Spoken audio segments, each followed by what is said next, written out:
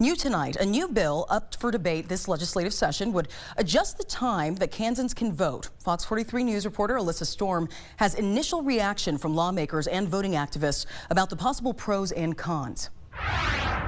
Today, the House Election Committee held a hearing for House Bill 2512. This bill would require advanced ballots that are cast in person to arrive at the county election office by 7 p.m. the Sunday before Election Day, instead of the current deadline, which is noon the day before an election. I heard a lot of election officers say that it is very difficult for them to stop early voting at noon and get all of the electronic poll books reset in time to get stuff out to the polling places. And especially when you're, a two-man band or a one-man band. The change would take away the option for people to vote that Monday before the election. One voting activist says the Monday before the election is important because it brings a variety of people to the polls, and that shouldn't be taken away.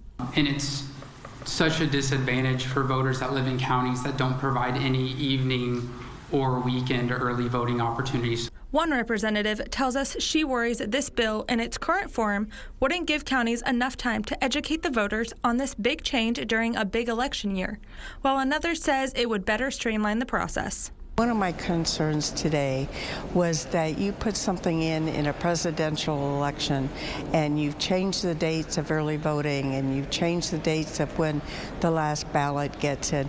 We don't have time to notify all of those people. I think we can find common ground. We're not trying to disenfranchise anybody. We're not trying to make it harder to vote. We're trying to make it easier on our election officers to help us all be able to vote. According to the state budget director, the Secretary of State's office would be responsible for making sure county elections were prepared for the new deadlines, and election employees would be required to work and be paid for overtime for coming in on a weekend.